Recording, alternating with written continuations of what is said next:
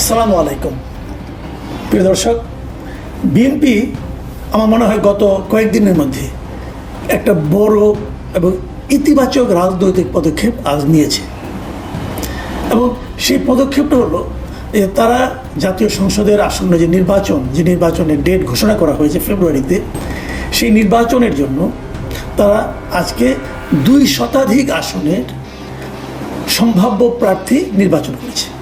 এগুলো আনুষ্ঠানিকভাবে তারা কিছু বলেনি, কিন্তু এটা জানা গেছে, এর মধ্যে প্রকাশিত হয়ে গেছে যে 2 শতাধিক আসনে তারা বলে দিয়েছে যে তারা কাদেরকে নমিনেশন দিতে যাচ্ছে।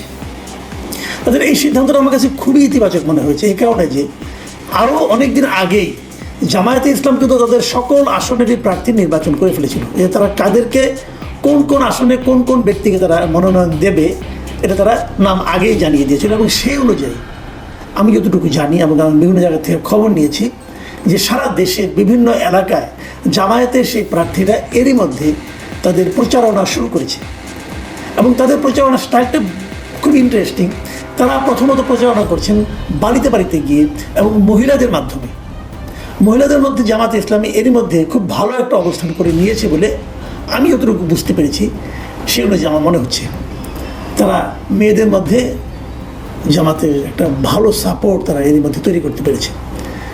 এবং জামাতের যারা নাকি প্রার্থী আছেন তারা পুরুষদের মধ্যে নানাভাবে মসজিদগুলিতে যেয়ে এবং নানাভাবে তাদের যে জায়গাগুলো আছে সেই জায়গাগুলোতে যেয়ে মানুষের সঙ্গে বাজারে হাটে বাটে এখানে যেয়ে তারা কিন্তু মানুষের সঙ্গে আলাপ আলোচনা করছেন এবং তারা তাদের প্রচারণা চালাচ্ছেন, এবং তাদের যে এলাকায় যেভাবে প্রচারণা চালালে তাদের জন্য ইতিবাচক হয় তারা সেভাবে অগ্রসর হচ্ছেন। এর বিপরীতে গত বেশ কিছুদিন ধরে আমরা বিএনপির মধ্যে এক ধরনের নিষ্ক্রিয়তা দেখেছি। কে নির্বাচনে মনোনয়ন পেতে যাচ্ছেন এটি তারা ঠিক করতে পারেননি, এবং কোনো জায়গায় বিচ্ছিন্নভাবে আমরা চাঁদাবাজি এবং নানা ধরনের দখলবাজির খবর পেয়েছি যা নাকি বিএনপির জন্য নেতিবাচক ছিল। এসবের বিপরীতে আজকে যখন আমি দেখতে পারলাম বিভিন্ন জায়গা থেকে জানতেও পারলাম নামগুলো, যে তারা কাদেরকে মনোনয়ন দিচ্ছেন তার একটা তালিকা প্রকাশ করেছেন। এবং তারেক রহমান সাহেব তিনি লন্ডন থাকেন, উনি ওখানে বসেই তাদের সঙ্গে নানাভাবে যোগাযোগ করে স্কাইপের মাধ্যমে যোগাযোগ করে ওদেরকে নির্দেশনা দিয়েছেন যে আপনারা যার এলাকায় যে প্রচারণা শুরু করে দেন। এটাতে ভালো যে জিনিসটা হবে সেটা হলো, যদি ওই এলাকায় কোনো বিদ্রোহী প্রার্থী থাকেন অথবা যদি আরও কারোর মধ্যে কোনো রকম খায়েশ থাকে, তা কিন্তু আগামী 1-1.5 মাসের মধ্যে প্রকাশিত হয়ে যাবে। যখন প্রকাশিত হয়ে যাবে তখন তার ব্যাপারে আলোচনা করা, তাকে বোঝানো, তাকে প্রভাবিত করা অনেক কিছুই কিন্তু সহজ হবে। কিন্তু এটা যদি একদম শেষ মুহূর্তে ঘোষণা করা হতো প্রার্থীরা, তখন হয়তো ওদেরকে থামানোর আর সুযোগ পাওয়া যেত না। এটা আমি মনে করি বিএনপির দলীয়ভাবে খুবই ইতিবাচক একটা পদক্ষেপ, এবং সেই পদক্ষেপের ফল কী হয় আমার মনে হয় খুব শিগগিরই এর ফল আমরা দেখতে পাবো। এবং বাকি যেগুলো বাকি আছে, যেগুলো যতটুকু শুনেছি যারা প্রায় 100 মতো বাকি আছে, সেগুলো বিএনপি খুব দ্রুতই সমাধান করতে পারবে বলে আমার ধারণা। তো এইগুলো গেল একটা দিক, এবং এর মধ্যে দেখলাম বেশ কয়েকজন যারা বিএনপি করেন না তাদেরকে পর্যন্ত মনোনয়নের কথা প্রাথমিকভাবে সবুজ সংকেত দেওয়া হচ্ছে। এর মধ্যে আন্দালিব রহমান পার্থ আছেন গুলশান এলাকায়, মোহাম্মদপুর এলাকায় ববি হাজ্জাজকে নমিনেশন দেওয়া হয়েছে বলে জানতে পেরেছি। তো এই সমস্ত প্রার্থীরাও কিন্তু বেশ আমার কাছে মনে হয় যে বেশ উজ্জ্বল প্রার্থী। এরা এখানে প্রার্থী হলে ভালোই হবে আমার মনে হয়। সব মিলিয়ে বিএনপি এখন থেকেই যেন একটা তাদের যে আগের প্রতিশ্রুতি একটা ছিল জাতীয় সরকার দিকে যাওয়ার, সেদিকে সম্ভবত তারা অগ্রসর হচ্ছে। এসবের বিপরীতে একটা হালকা খবরের কথা বলি, ওটা হালকাই বটে।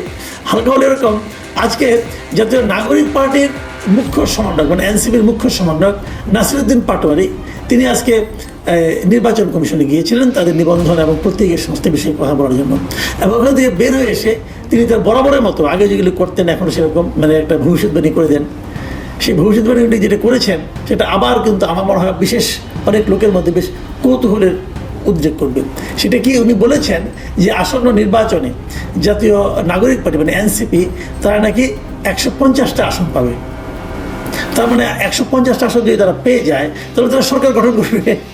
আবার দুদিন আগে গত শুক্রবারে দেখলাম চট্টগ্রামে জামায়াতে ইসলামের একজন মানে সংগঠক এবং সেন্ট্রাল লিডার একজন, তিনি বলছিলেন যে এবার জামায়াতে ইসলামী সরকার গঠন করবে, বিএনপি যাবে এই বিরোধী দলে।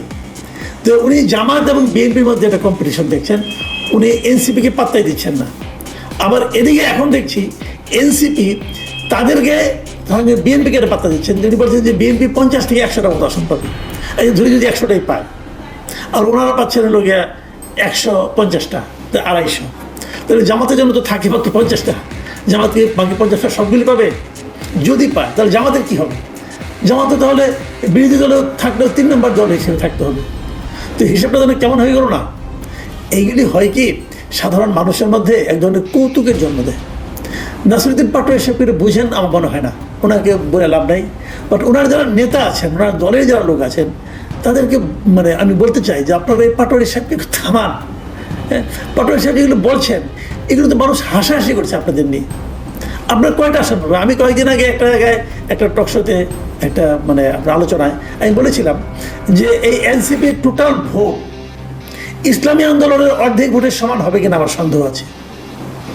আমি আরও এক জায়গায় বলেছিলাম যে এনসিপির কোনো একজন প্রার্থী যদি এই নির্বাচনে মানে দ্বিতীয় স্থান অথবা জামানত রক্ষা করতে পারে, সেটাই হবে তাদের সাফল্য।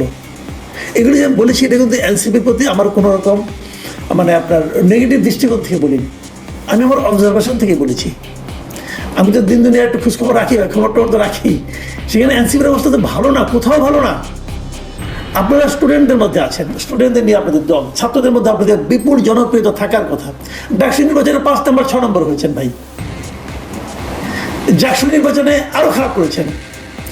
শুনলাম যে চাকসু নির্বাচন নাকি দাঁড়াবেনই না ভয়ে। তো এই শক্তি নিয়ে আপনারা যখন নির্বাচনে 150 আসন পাবেন বলে ঘোষণা দেন, মানুষ তো আপনাদের নিয়ে হাসাহাসি করে। এটা কি বোঝেন আপনারা? একটু বোঝার মতো সক্ষমতা আপনাদের আছে? আমি অনুরোধ করবো যে পাটোয়ারি সাহেবকে দয়া করে আপনারা থামান। এরা তো আপনাদেরকে সারা দেশের ভোটারদের সামনে হাসির পাত্র করে তুলছেন। কি বলবো, যাই হোক, নির্বাচনের সময় অনেকে বাড়িয়ে বাড়িয়ে কথা বলে, এটা নতুন কিছু না, কিন্তু তারও তো একটা মাত্রা আছে, একটা সীমা আছে না? এবং এই দুটোই নির্বাচনের বড় খবর আমি মনে করি। তারপরে আমি আশা করব যে এনসিপিও সতর্ক হয়ে চলবেন, ভালোভাবে কথা বলবেন। এনসিপি যদি কারোর সঙ্গে জোট করতে পারেন তখন একটা সম্ভাবনা আছে, সেই জোটেরও তো কোনো সম্ভাবনা দেখছি না। এনসিপির ভবিষ্যতে আসলে খুব বেশি আশাবাদী হওয়ার সুযোগ নেই। তবে বিএনপির যে রাজনৈতিক যে প্রজ্ঞাটা তারা দেখিয়েছে প্রার্থী ঘোষণা করে, আমি এটাকে খুবই সমর্থন করি এবং আমি মনে করি এর ইতিবাচক ফল বিএনপি পাবে। বিএনপির উচিত হবে এই প্রার্থীদের পক্ষে দলের অন্যান্য যারা সম্ভাব্য প্রার্থী আছেন তারা এখন থেকেই মাঠে নামছেন কিনা এই জিনিসটাকে মনিটরিং করা। তারা যদি এখন থেকে এটা মনিটরিং করতে পারেন তাহলে আমার মনে হয় যে বুঝতে পারবেন যে আগামী দিনগুলিতে তাদের কী পদক্ষেপ নিতে হবে। অনেকে হয়তো বলবেন যে আমি তাহলে বিএনপির পক্ষ নিচ্ছি কিনা, বিএনপিকে ভালোভাবে বুদ্ধি দিচ্ছি না। বুদ্ধি আমি সবাইকে দিই। আমি চাই যে বিএনপি যেন পূর্ণ শক্তি নিয়ে ইলেকশনটা করে, জামাত ইসলাম যেন তাদের পূর্ণ শক্তিকে একত্রিত করে ইলেকশনটা করে, এবং এনসিপি যারা 150 আসন পেতে চাচ্ছে তারাও যেন তাদের পূর্ণ শক্তি নিয়ে একত্রিত হয়ে ইলেকশন করে। বিদ্রোহী প্রার্থী থাকলে পরে অনেক সময় হয় কি ওই পার্টির শক্তিটা বোঝা যায় না। বিদ্রোহী প্রার্থী চাই না, সবাই যার যার দলের আদর্শ নিয়ে পূর্ণ শক্তি একত্রিত করে নির্বাচন করুন। জনগণ যাকে নির্বাচন করে তিনি নির্বাচিত হবেন। তবে এই নির্বাচনের যে হাওয়া লেগে যাওয়া